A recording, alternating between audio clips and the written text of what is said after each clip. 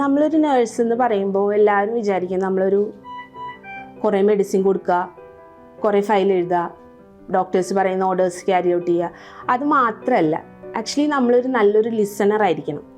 ഒരു പേഷ്യൻ്റ് സൈഡിൽ നിൽക്കുമ്പോൾ നമ്മളൊരു പേഷ്യൻ്റായിട്ട് ചെല്ലുമ്പോൾ നമ്മൾ ആഗ്രഹിക്കുന്നുണ്ടാവും കുറേ കാര്യങ്ങൾ പറയാൻ. പക്ഷേ സ്റ്റാഫിന് ചിലപ്പോൾ ടൈം ഉണ്ടാവില്ല. ശരിയാണ്, നമ്മുടെ ടൈം ലിമിറ്റിൽ നമുക്ക് ഇത്രയും കാര്യങ്ങൾ ചെയ്യാനുണ്ടാവും. പക്ഷേ നമ്മൾ കുറച്ച് സമയം അവരെ ഇട്ട് സ്പെൻഡ് ചെയ്യുകയാണെന്നുണ്ടെങ്കിൽ അതവർക്ക് വളരെ മരുന്നിനേലും എനിക്ക് തോന്നിയിട്ടുണ്ട്. നമ്മൾ കൊടുക്കുന്ന ഒരു വാക്ക്, നമ്മൾ കൊടുക്കുന്ന ഒരു അഷ്വറൻസ് അവരെ ഭയങ്കരമായിട്ട് അവർക്ക് അവരുടെ ആ ഒരു ടൈം പീരീഡിൽ അവർക്ക് ഭയങ്കര ചേഞ്ചസ് ഉണ്ടാക്കുമെന്ന് എനിക്ക് ഫീൽ ചെയ്തിട്ടുണ്ട്.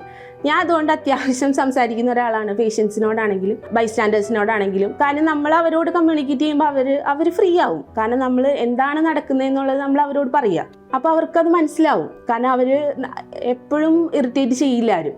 കാരണം നമ്മൾ പറയുന്ന കാര്യങ്ങൾ അവരുടെ അടുത്ത് കറക്റ്റ് ടൈമിൽ പ്രോപ്പറായിട്ട് അവരോട് കമ്മ്യൂണിക്കേറ്റ് ചെയ്താൽ നമുക്ക് വേറെ ഇതൊന്നും ഉണ്ടാവില്ല എന്നാണ് എൻ്റെ ഒരു വിശ്വാസം. കാരണം ഇത്രയും നാൾ എനിക്ക് തോന്നിയേക്കണം അങ്ങനെയാണ്. നമ്മൾ നന്നായിട്ട് അവരെ കേൾക്കുക. ആർക്കും അതിന് ടൈമില്ല, പക്ഷേ നമ്മൾ കുറച്ച് സമയമെങ്കിലും നമ്മളത് കേൾക്കാൻ വേണ്ടിയിട്ട് നിന്ന് കൊടുത്താൽ it will be very helpful. AR Super Specialty Hospital.